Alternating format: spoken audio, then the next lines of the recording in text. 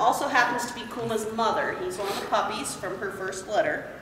Now they are trained in Japanese. They'll follow some stuff simply by hand signal, but they know their cue words in Japanese. That's common for a service dog to not be trained in whatever language is spoken in the area they're in, because nothing ruins the dog's obedience faster than listening to several thousand people say, sit, sit, sit, sit, and not doing it. So training a service animal in a different language is very common.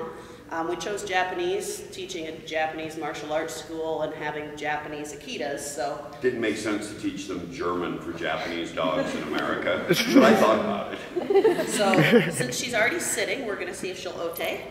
Oh, good girl. She's awake too. She loves these. Mate. Oide. Kuma said, what about me? Suari. Good girl. Tachi. Come on. Good girl. Suari. Fuse. Yes, absolutely. Please take Fuse. pictures. And we'll see if she'll do the super cute one. All right, Naya. Hi, hi. Hi, hi. Come on. Ready, go. Yes, we taught our dog to army crawl. Don't ask. All right. She used to do it without the encouragement on her. She's not holding her down because she can't crawl. She's doing it because Naya's gotten lazy. Because again, she's 10. And she'll either just lay there or she'll get up and then walk. Suari. All right. Same thing happened to my daughter when she turned 11. So, this is Kuma. Kuma is 8 years old, and he is highly enthusiastic. He'll frequently just start doing every trick he knows when you're holding treats. He's a guy. Something we want, we start going through every trick in our arsenal. Kuma ote. Good boy. He was born in our living room. Kuma fuse. Kuma ukemi. Ukemi. Good boy. Mate. He's gotten lazy too. He used to roll all the way over on his own. And ukemi means roll in Japanese. So we make him do that to teach my students that they could do a roll. It's not that hard. Kuma suari. This is one we do not recommend with him, especially while seated, because it usually leads to you and your chair going over backwards. Tachi? Yeah. Wait, you missed one. Kuma. You missed one. Will you catch it? Enthusiasm. Suari. Suari. There you go. All right, mate. And dozo. He says, I am enthusiastic about this. I will go take every treat in the room. Well, he has to make sure that Naya doesn't get anything that he doesn't get. Kuma. Kuma, come on. Look, they have treats too. You have to stall now. I used to hold the treat bowl and I just walk with it and go down and you guys would take treats. He would follow behind me and just do the Kuma. Wah, right down the Kuma. Run it out. So they gave him like 2 and then He's doing drive-by. He'll be back. He took like 20 treats in one bowl. It's amazing you left one. Kind of an oversight on his part. Look at him. He's looking for. It's like, hey. Come on, Kuma. And the best thing I can recommend is after the panel, be sure you wash your hands. Yeah. But the other thing is this, while we have the lecture on Akitas and the breed, where they came from, and the development and everything, take pictures, pet the puppies, that's why they're off leash. But do me a favor, Kuma will stay by her without a leash, always. Naya is going to get bored halfway through the panel when she gets full, and she will stop going between the rows to get petted and start looking for a way out. You might want to point that out to me. She got down the service hallway in Jefferson City, Missouri, and ended up in the hotel's kitchen. And I'm like, oh no, we're not going to get invited back. Health code violation. They were feeding her too. The entire cooking staff was in a big circle feeding her raw meat. Oh, this dog's awesome. Is this yours? Like, yeah, you want to keep her for a while? Oh. Good girl.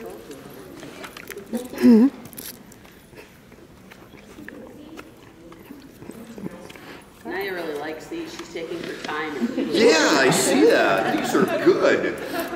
We were in Wichita, Kansas, and back when I used to hand the treats out to people, there was a teenage boy sitting at the end, and so I'd give him a treat, and he'd go, I want one. So I'd hand him a treat, and another one. Back.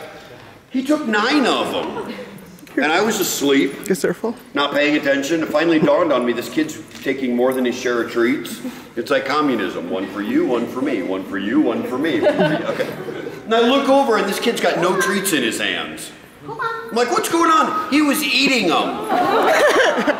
It was Saturday afternoon, and he was eating all the treats. I'm like, these are for the dogs. Don't do that. What's wrong with you? And then the kid broke my heart. He had enough money for a badge. I mean, we've all been here.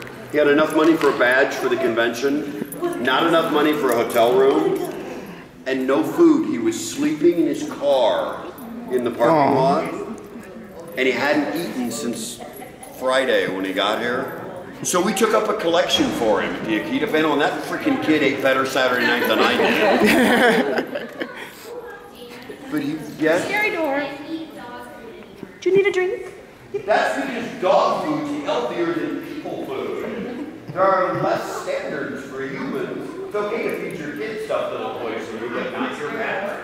And actually, that's not even true. There has to be a certain percentage of problems with dog food. The incident rate for things has to be high enough, and then they'll ban the dog food. Door slam loud. The door slammed, really. Well, he's still a little bit on spook overload from the fireworks last night. So. It's kind of weird. He's used to sword combat because they come to the dojo all the time. He will sleep. He's not allowed on the floor mats. He's trained, so he won't put his feet on it, but he'll lay on the floor and put his head on the mats. While we're fighting or doing test cutting or above him. But when he was a puppy, our neighbor kids were in their backyard lighting bottle rockets and then throwing them at the dogs. And so they weren't being overly malicious, they're just stupid. You know, in other words, they were 10-year-old boys. And so they were throwing bottle rockets at the dogs, and Jill saw it and bolted out the back door about the same time the kid's dad saw it and bolted out the door, and he got there first. Which is probably good, because Jill would have killed him. But he made it so they couldn't sit for a week. But the damage for that part's already been done. He is really, really terrified of fireworks and stuff. So the 4th of July is the worst day of the year for him. Thank goodness the 4th of July was yesterday. We were at a con, which meant he was indoors in his room, snuggled under the couch watching NCIS.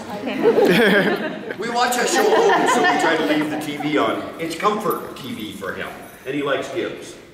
It's all right. And Abby.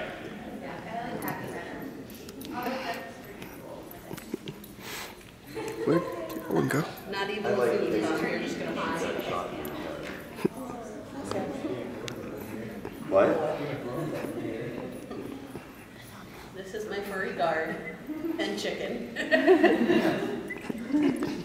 Naya's pretty much indifferent to everything. She's still looking. Naya, come here.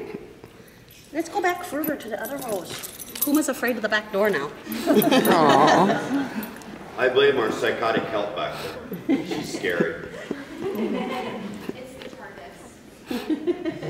Yeah, and see, Kuma has loved her all weekend because she's got a big dog and a horse and knows how to play with puppies, but not this morning.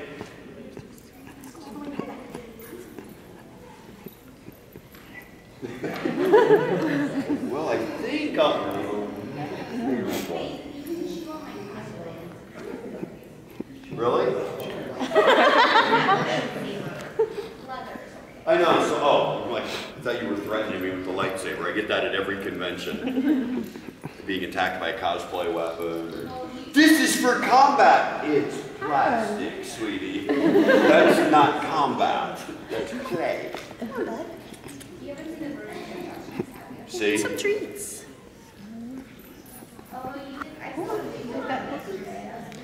You saw the video of me getting whipped? I'm nervous. I'm done.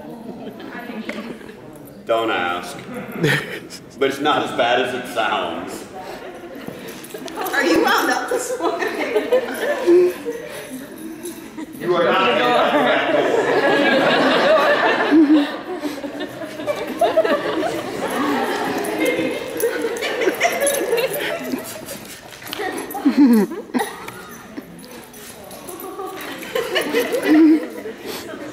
She did this at one con and she jumped the front row.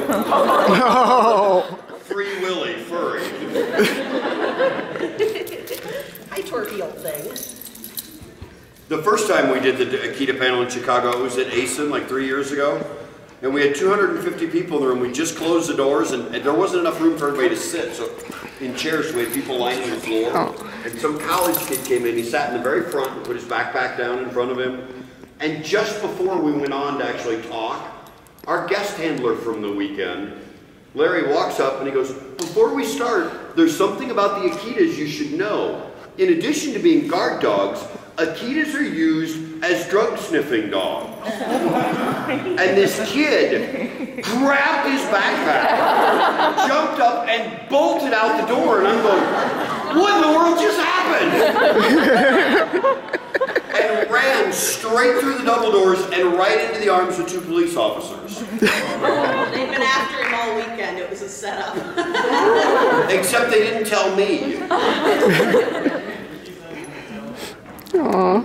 What? I know it doesn't make sense with puppies. What, so now you're giving us advice on how to peddle drugs in a car? Don't speak again. See, everything that gets said at a panel, if it's my panel, I have to answer for to the staff, even if I didn't introduce the subject. So now I'm going to have to explain why I was teaching how to peddle drugs in anime. On Sunday morning. Would that be your first time? You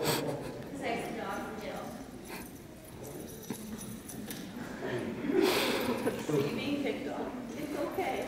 I think I was. No, it would have, but you're wearing a pin that has a sharp part on it. It's like that long and sticking out.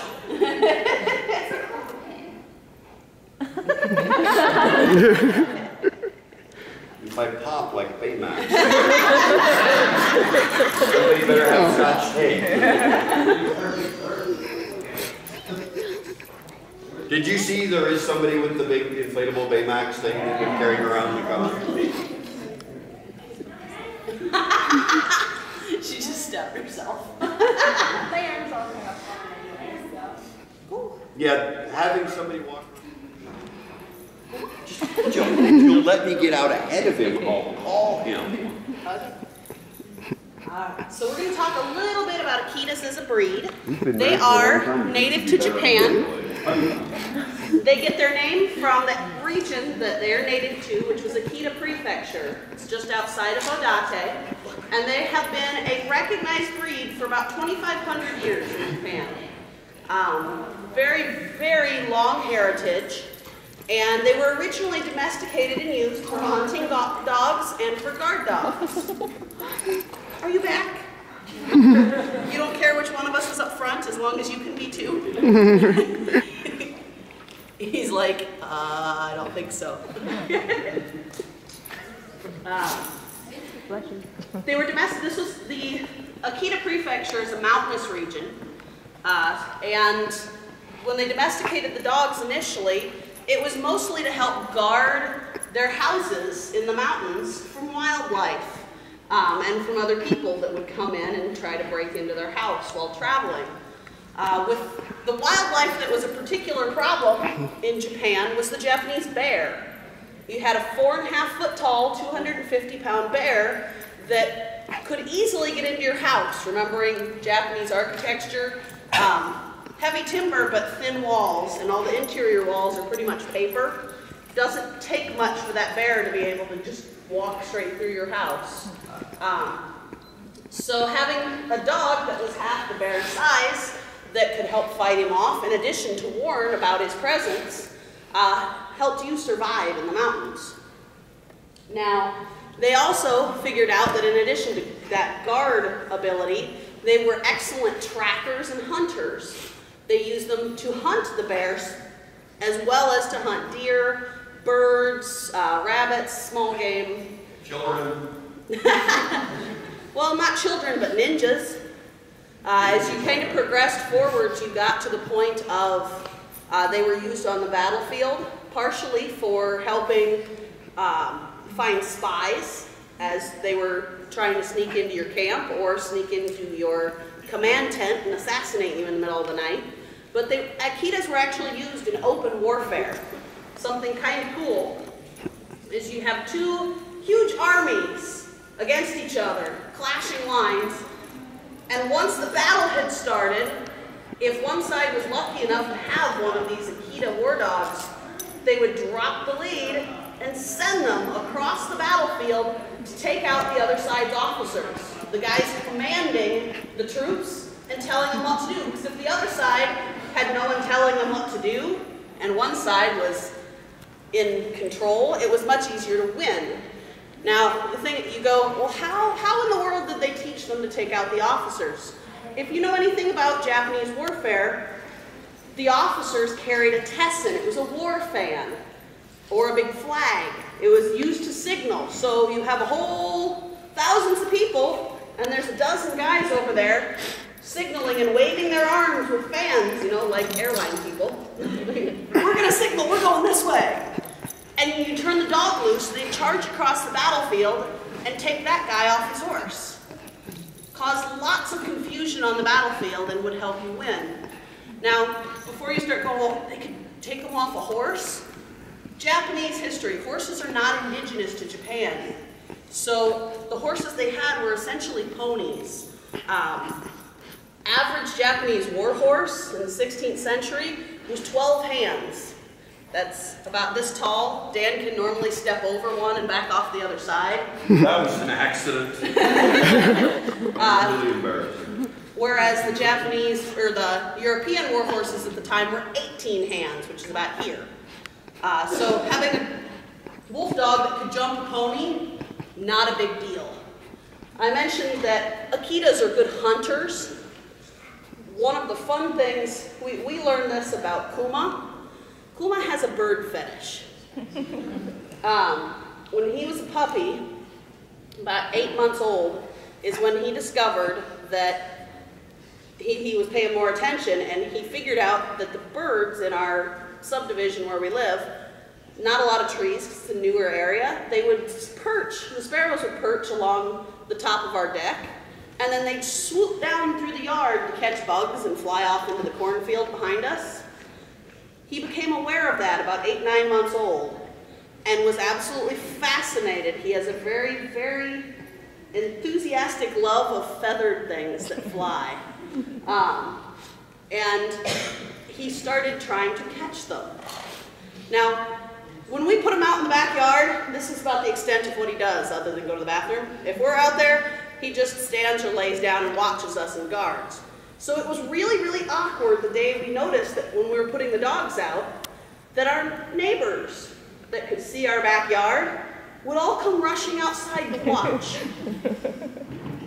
This got more awkward because it kind of turned into a neighborhood party. They brought lawn chairs and beverages. And after this went on for a couple of weeks, we're like, what? We finally had to go ask because it's just kind of creepy when they're sitting watching your yard. And when we asked him, we're like, well, haven't you seen what he does? We're like, he stands here. He hides from fireworks and things that go bang. And they're like, no, he chases the birds. We're like, what? So we had to, and he knows if we're looking out a back window of our house. So we had to put them out in the yard and sneak around out the front door to the neighbor's house. He would wait for the birds to swoop, and we have a 4-foot black chain link fence. Bird would swoop just below the level of the fence, and then as it's coming back up, you had furry air jaws coming back up after it, twisting around and landing. And it was hysterical because you'd have the fence and you didn't see his whole body rise well above it and then drop again. this was great entertainment until he caught one. Then we had that kind of little cartoon explosion of feathers, and this neighbor's 6-year-old went, "Mommy!" But he absolutely loves birds. He also, anybody have a deck on their house? They're usually, if it's a full height, 1-story deck, they're about 10 foot in the air. And there's cross braces on the corner. The sparrows started building a nest there, and he was about 1.5 years old at this point. We put him out, closed the patio door, went to turn, and heard wham! And we thought somebody had driven into the front of our house. It was that kind of vibration, and then it's like, wait a minute, that came from the back. And we turn around just in time to see him launch straight upwards again, slam his skull against the cross braces to pull the nest out. Now, there were not any baby birds in it at this point. It was just, they were still building the nest. But very, very good jumpers and very dedicated to birds. But we'll kind of skip forwards to more fun things about Akitas in Japanese culture. They were typically owned by the upper class. There were different periods in history where it was illegal to have an Akita if you weren't upper class. And part of that, the majority of the reason that these large dogs were typically only owned by the upper class in Japan was a matter of wealth. You had an island nation that was very heavily populated. Lots of people, not a lot of resources. They didn't have tons of room where they could expand and farm and grow food. And especially in the 15th and 16th century, you had, your wealth was literally measured by how many grains of rice your family got each month. So for the lower classes and the peasants, you barely had enough food to feed your family. At that point in time, the amount of meat and rice that a Japanese family of 4 consumed in a month was the amount of food it took to feed an Akita for a month. So you had to have, it was simply a matter of wealth to begin with, but that's also part of what led the Akita to become kind of a symbol of prosperity, wealth, and good health in Japan. And it's common today, still, and has been throughout history, to present a statue of an Akita to someone that is having a baby, graduating college. They're a good luck symbol, essentially. Now, as you continue kind of in that 16th century Japan, one of the things that kept Akitas from becoming extinct at the time, their numbers were dwindling. After the Tokugawas had taken power, there weren't a lot of battles, and without a lot of battles, the population increased in Japan, and we're back to those limited resources. So Akitas were again being hunted for their furs, for their meat. And what ended up happening and saving them at the time was the 3rd Tokugawa shogunate, Ieyasu, was convinced by one of his advisors that Akitas were divine beings, that they were godly and that they should be taken care of. He had laws written to protect them. He had temples built to them that you can still visit today in Japan. And he set up breeding facilities. He also did one of the funniest things kind of in Japanese history, which was creating a new job class to take care of the dogs. Now, how many of you have ever had a dog or been around a dog that didn't just bark, but they talked? They go, and chew you out. Akitas are notorious for that. They'll never do it on command, but they will randomly decide to just kind of gripe at you. That was considered the Akita voicing something important in Japan, and the job of these people raising the dogs was to learn their language. They had to learn how, not just how to translate, but how to converse with them. So your whole job was to play with puppies all day and Aru talk at them. I want that job. You have that job. But with that, then, this is where it kind of went one step way too far. You guys Not that the Japanese are known for doing that. No, you guys watch anime, you know they're very good at taking things one step further than it necessarily should have gone. Yeah, how did tentacles get involved in that? Dan's still traumatized by hentai, it's okay. But with the Akitas, Ieyasu, remember I said he was convinced that they were divine beings. That meant he had one with him at all times. When he was sleeping, when he was eating, law-making sessions, trials. Throughout Japan, Akitas, if they chose to speak, there were laws that were put into effect simply because the stupid dog went, "Arr." Had nothing to do with what was best for the country. The dog was being obnoxious. And that actually influenced Japanese history at that point. What? Well, you said it wasn't just lawmaking, they were in court too, right? Yes. How would you like to be on trial for murder? And look over and there's that stupid dog sitting there. And at just the right moment, the dog starts going, "Arr!" And you look over and the interpreter is your next door neighbor. And he hates you. Dog says he did it. Dog says I need a raise. Well, that's your job. Tell mommy I deserve a raise. An increase in my allowance. So we kind of fast forward again up to the story of Hachiko. Anybody heard or familiar with Hachiko? Awesome. Hachiko is the most famous Akita in history, not just Japanese history, but world history. And it's his story that brought Akitas basically to being known throughout the world. Hachiko was a puppy born in 1923 that was purchased by a professor at the University of Tokyo. He had waited about 2 years for this puppy. He was really excited about it. And at the time, there were only about 30 to 35 purebred Akitas in Japan.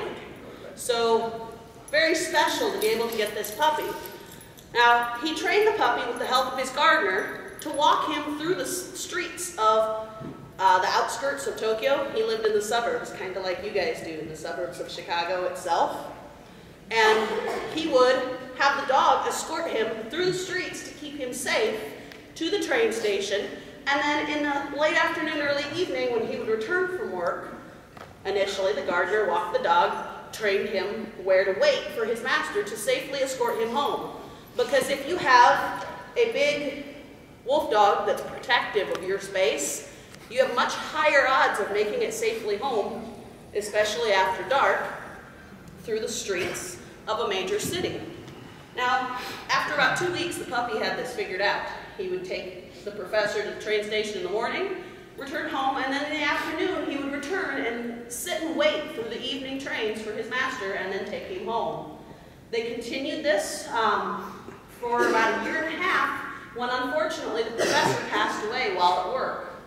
Now, they tried taking Hachiko to relatives in a neighboring city. He broke out, came back to wait at the train station every day for the rest of his life, which was 11, 12 more years. Every day he waited at that train station to see if his master required his services to be escorted home. He would wait through the evening trains and then return to the house that the professor had owned. He was given into the care of the gardener that still worked there for the remainder of his life. Now that loyalty and dedication was something very prized in Japanese culture. There's two things that are huge in Japanese culture. One is that loyalty, the other is spirit, which we'll talk about in just a minute. Loyalty and dedication, though, is very, very common in the Akitas, and that loyalty is something the Japanese, they wanted their children to be that loyal and dedicated to their family. They wanted their people to be that loyal and dedicated to their country. And so the things that Hachiko exhibited in his trek every day to wait to serve his master made big news. They thought it was really cool. There was a statue built honoring Hachiko at Shibuya Station outside of Tokyo, and actually this year was, I believe, the 80th anniversary of his passing.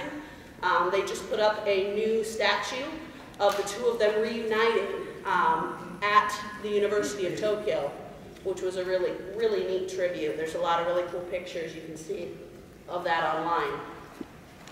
Now, his story went global. At that point in time, because of how the people responded and how the world responded to that amazing individual dog representing the breed, it led the Japanese people to name Akitas as a natural treasure and protect them so they could no longer be hunted. And that's kind of the second point in Japanese history where they were in danger of basically becoming extinct. And Hachiko's story protected them and gave them laws again to help continue the breed. At this point in time, there were no other Akitas outside of Japan. If you've read about different things in Japanese history, they love taking stuff from other cultures. They love all kinds of different things. They did not like letting any part of their culture out of their country. And so at that point in time, the only way to see an Akita was to go to Japan. And this led to the first Akita ever being let out of Japan, because there was an amazing woman that traveled over to Japan. She had heard the story of Hachiko and was also fascinated with Japanese culture. She wanted to go tour their country. She wanted to meet Hachiko. Unfortunately, this was in 1937. It was a couple years after Hachiko had passed, but she still wanted to meet one of these amazing dogs. Now, if you're wondering who this is, somebody that you probably remember unless you were completely asleep in history class, lady from our country by the name of Helen Keller.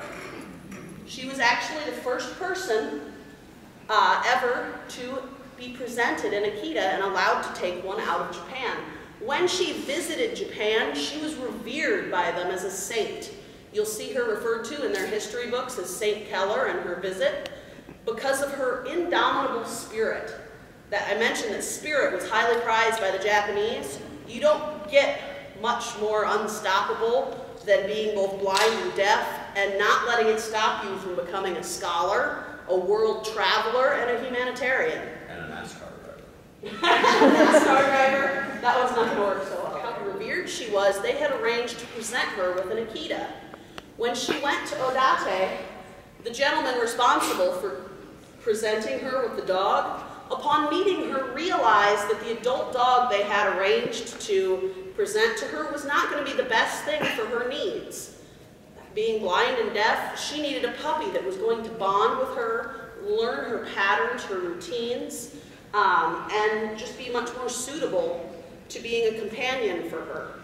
And so instead of giving her the arranged adult dog, he presented her with his own 10-week-old puppy.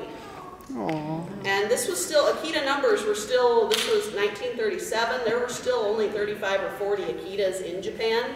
This was another situation where he had been waiting for this puppy to be born and had just gotten it. So it was a tremendous gift for him to turn around and present to her.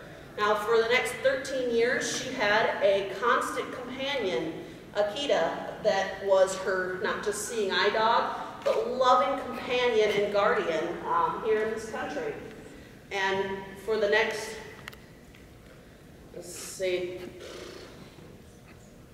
10 to 15 years, that was the first and only Akita allowed out of Japan.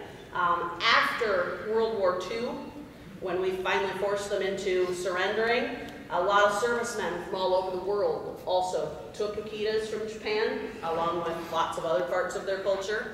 They were kind of this is a really pretty cool dog. It's going to be our souvenir. And that actually is the point at which Akitas started spreading worldwide. Today there are many, many more Akitas here in this country, as well as throughout Europe, particularly in the UK. And that's resource-based. We have lots of space, we have lots of resources for food and raising food, and the options for having a large dog means they need some more space to run. You guys got to see Naya run crazy like a Zerky puppy. When a Chihuahua does that, they need a little room. She needs a much bigger room to be able to run. So not having quite as crowded a living condition for a country, Akitas have expanded a lot more here in the US and throughout Europe. Today, the most common uses for Akitas are as service animals. They are stubborn So it takes a little bit of more training than with some of the shepherd breeds for them to be working police animals. But they have been used throughout history in Japan as police dogs as well. They are commonly used for search and rescues because of their agility. They are very frequently used in avalanche and mudslide situations, and that's partly back to Japan and their topography. So you have search and rescue animals. They make great, not every Akita, but a properly socialized Akita with the right temperament makes a fabulous therapy dog because they can be good cuddlers. Aww. Hi, are you coming over here? He says, did you call me? This guy sleeps on our bed, but not when I'm there. He's Mama's boy. He says, I'm going to go back to hide my daddy though. Look at him, look at you. Think she's going to make me do tricks. What? It's okay. He says, she makes me face my fear and go back outside where the scary fireworks were. Aww. He says, Daddy just pets me and lets me hide. Yeah, same closet I'm hiding in. We do have another one of Naya's puppies that is a service animal for one of our martial arts students. Is a blind quadriplegic. I know that sounds like a contradiction in terms. Martial arts student who's a quadriplegic. He, on a good day, he could still see some shapes. And he has some use of his hands, not individual fingers, but he can grip things and move his arms. So we've worked with him particularly with short sticks, working range of motion and pattern things. He's progressed from hitting himself to actually being able to do patterns and stick work, and some basic self-defense techniques. Before he got his Akita from us and they trained him up for service, Paul had been robbed 4 times in, it was a year and a half or 2 years. He had been cashing his government check at the ATM at the local Hy-Vee and had somebody come up and steal the cash from him. He had been trying to go to college, sitting at a bus stop waiting for the handicap bus to come back, and had a couple kids come up and try to grab the Walkman. And yes, this was a few years ago. A Walkman was different than an iPod. It played CDs, but same concept. He's sitting there listening to music with his CD player in his lap, and 2 lowlifes decided they were going to come and try to steal it from him. And being, I mentioned, blind but not deaf, he heard them talking about it, and with the training that we've worked with him with, when the kid went to grab it, he was able to trap his hand, do a wrist reversal, and throw him on the ground, which was awesome. He didn't throw him on the ground, he broke his arm. It was a little bit of overkill, I thought. No, the kid kind of got what he deserved trying to steal. Yeah, I'm sorry, if you're going to steal a Walkman off a blind kid in a wheelchair's lap, you deserve what you get.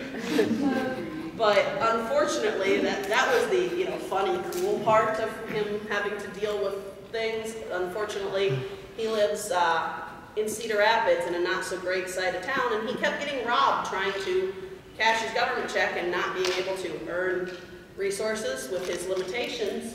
That was a huge, big deal. Guess how many times he's been robbed since he has a giant wolf dog that looks like her, that's Kuma's size, attached to his wheelchair? 0. He has a black wolf that drags him around. So he's been mugged 0 times in the last 6 years, but that dog is a chick magnet. And the worst part is, since it's a service dog, girls will come up and ask if it's okay to pet the dog, and Paul will tell them that the dog is only allowed to be petted or touched by somebody sitting in the wheelchair. It was part of the training. So he gets girls to sit on his lap so they can pet the dog. And I'm like, man, that's brilliant. Why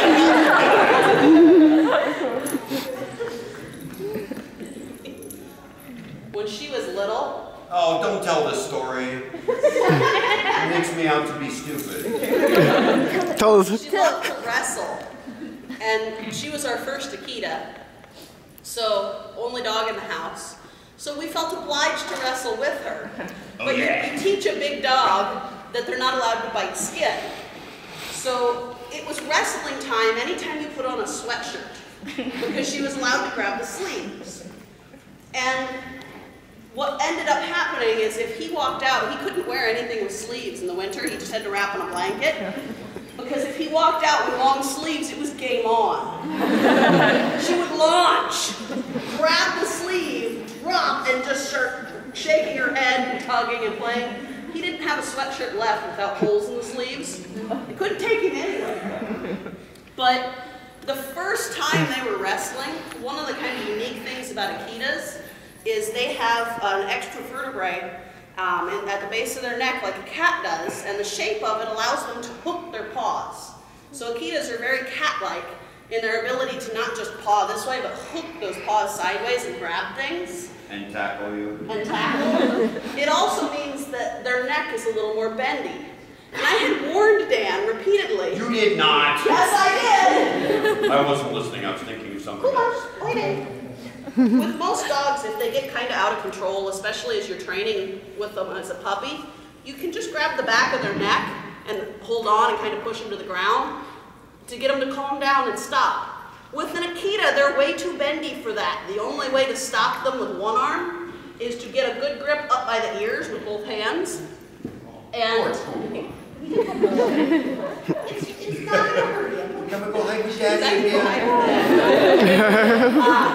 And so I had told them, if you try to grab her by the neck, you're going to have to use both hands to stabilize, or she's going to be able to reach you. Not believing me, I'd left the house not 5 minutes down the road. I get a phone call from Dan. I'm like, what now? Pick it up. Panic voice. I broke the dog! I'm like, what did you do? He's like, her jaws are locked on my arm. Where's your arm? On her neck! They were wrestling. And she was doing the whole bitey thing, so I grabbed her by the neck because that's usually how it ends. And she didn't move, so her whole head rotated around like the Exorcist. And she grabbed onto my arm, and I panicked because that's dogs, you don't bend that far. I broke our dog. So I froze, going, ah! And she didn't have enough room left to be able to turn her head further and open her, and like, so we were stuck there in the middle of the living room.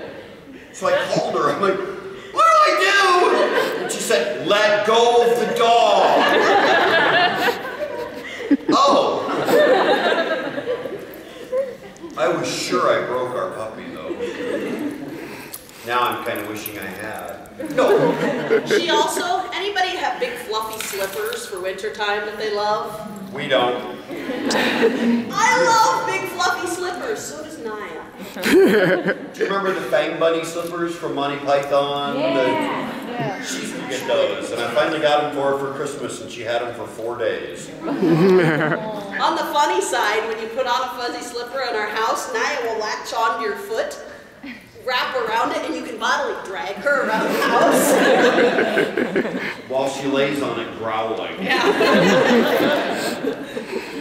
That led to all kinds of games with our kids. When after Christmas, when all those big fluffy holiday slippers would go on sale for like $1 a pair at Walmart, we'd come back to the house with 20 pairs of slippers, and we'd all put them on and run around, and she didn't know whose foot to grab first. But Questions? You should let them. I should let them. They only have 4 minutes left. We've talked even more than I do.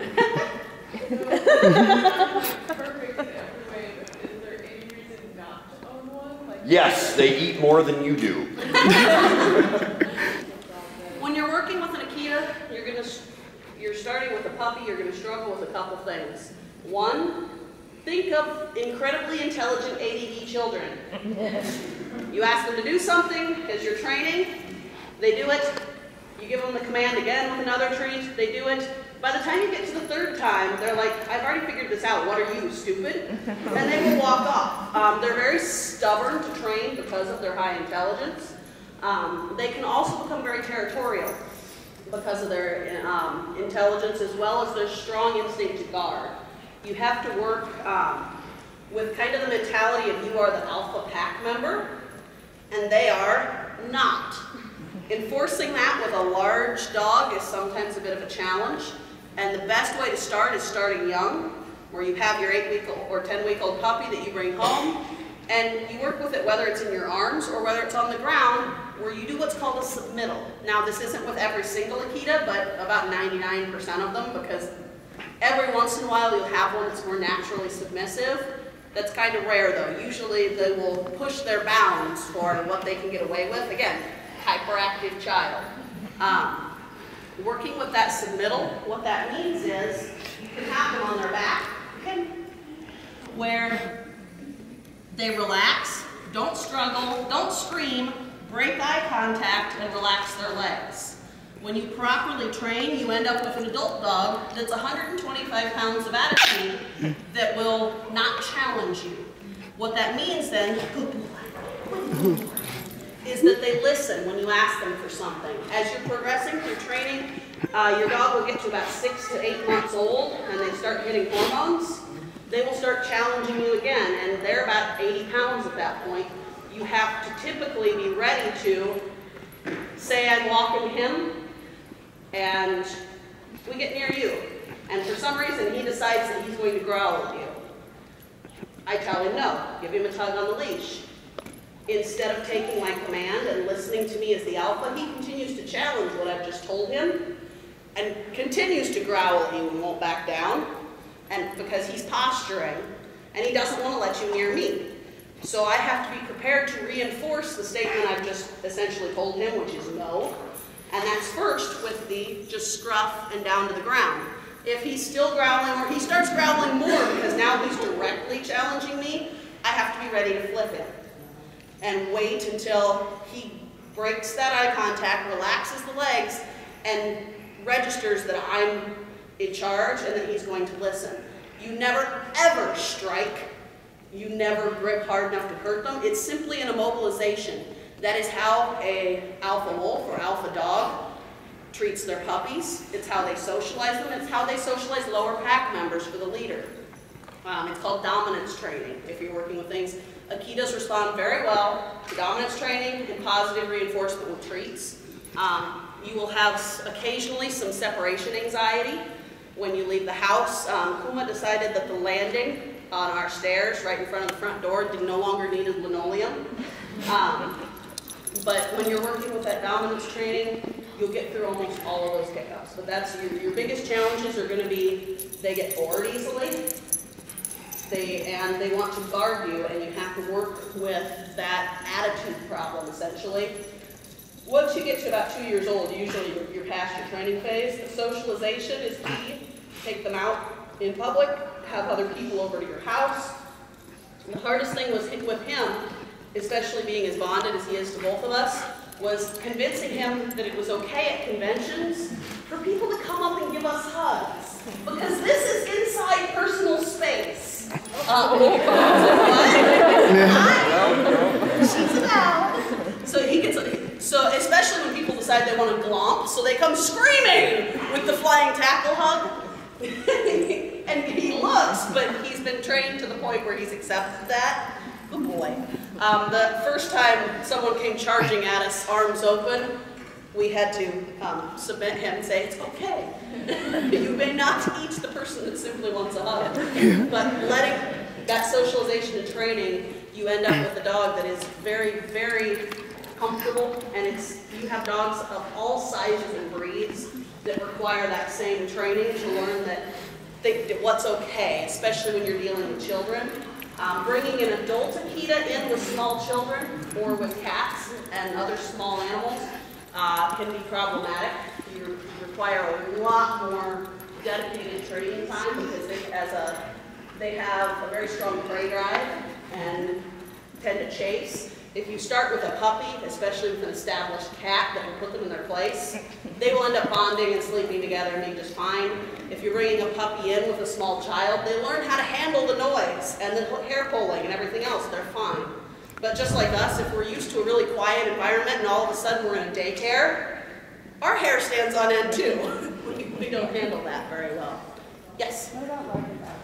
I never want Irish Wolfhound. An Irish Wolfhound is actually the only thing Naya has ever naturally submitted to. She thought they were ponies. When we got closer and she realized realized they were dogs, she just laid down, like, oh. They do fine with other dogs, again, especially if they're brought in as puppies and learn, they do fine with other dog breeds. If they're brought in as an adult, sometimes they'll try to set their territory, and they do tend to work best as male-female pairs. When you get two females together, they will fight for territory. Sometimes humans do that too. Males the same way, they'll compete for everything, so a male-female pair is usually best, and that's true between different breeds as well for a pairing of Akitas. Why do you use the prong collar? Because it's the only thing that registers to him that he has a collar on. Without the thing about a prong collar, I'll hold this up where you guys can see it. The prongs come around, they create a little bit of a pinch when he hits the end of it, and because of the way the chain works, it's essentially a modified choke collar. If it's properly adjusted on the dog, it is impossible to actually literally choke your dog. With a true choke collar, which is just what has their tags, an Akita can pull until they collapse their larynx. They're tremendously powerful, heavy muscle on their neck, and they don't necessarily stop. This means that when he hits the end of it, it has just enough pull and notice for him to stop before he dislocates my shoulder. Because previous to the pinch collar, it was not pleasant. And it's just 9 times out of 10 is fine, but if there's something that spooks him and he hits the end of the leash, it's more important to me that I maintain the leash and him instead of him breaking free and bolting, because it's much safer. Kuma, I know Daddy's wiggling at you, but you need your collar. He says, but I don't like that collar as much. But he knows, they both know, when I pick up the pinch collars, it's time to go somewhere, and they get very excited and wiggly. What? What? Are you wiggly anyway? Any other questions? Cool. All right. Well, we'll do one shameless plug then. Just because a lot of people don't know this. Kuma has a more rare genetic disorder that he was diagnosed with about 3 years ago. We had no idea he had this. Typically, it presents between 1 year and 2 years of age. He was 5.5. We were on the road at a convention and got a panic call from our dog sitter because our dog had gone blind. He's in remission from the, it's a immunotherapy disorder where his body attacks the dark pigment. He's in good health with immunosuppressants and in remission. But at the time, we didn't know if he was going to make it or if we were going to get to keep him. And so when Dan had just finished his first novel, and instead of dedicating it to me, we dedicated it to Kuma. And they actually have his pawtograph in them. That is his paw print. He's very, very tolerant. We tried to get a paw print from Naya, and that led to a whole bunch of black inky paw prints all over our house. And not one of them on paper. Not one. But Kuma will lay there and let me paw print things. He's adorable.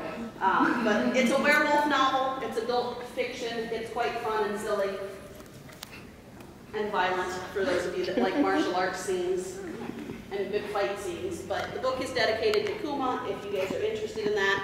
If you want more information on Akita rescues, on Akita breeders in the area that you're in, I have a lot of friends and a big Akita network. Message me on Facebook and I will send you links to different places and additional information. And it's just Samurai Dan and Jillian on Facebook. We have our stuff up here. We also have the wristbands and stuff that have the wolf head logo that I made for the book that is actually based off of pictures of the dogs. I had a lot of fun with the light board, creating different layers and figuring out a neat little logo. It's Kuma's head. It is. He wasn't using it. He wasn't using it. Just to break the deck and get the birds. It's not a lie. We really did think somebody had driven. We have new condos across the street, so it's all college kids, and it's like their first home, and so they're out drinking, and we have all kinds of stupid things happen in our neighborhood across the street. Having somebody drunk drive into the front of our house would not be that far-fetched. No. Surely, that was more believable than the fact our dog is jumping up and slamming his skull on the underside of our deck. I mean, why would you do that? Are you going back to Daddy? What did you do to him? He's still spooked from fireworks. But why does he associate you with fireworks? Because I He asks knowingly, outside. wink, wink, nudge, nudge. This is why I sleep in the guest room. I'm responsible for taking him outside to go potty where the scary fireworks are. Well, I'm not going out there. So, You guys are, oh, just a question. Who's the favorite? Aw, you can't. Look, I come in third in my household, at best. When she gets home, she greets Kuma, then she greets Naya, then she uses the bathroom, and then she kind of rustles around in the kitchen to see if there's anything she wants, and then she'll come out and say, oh, you're here. who greets me at the door?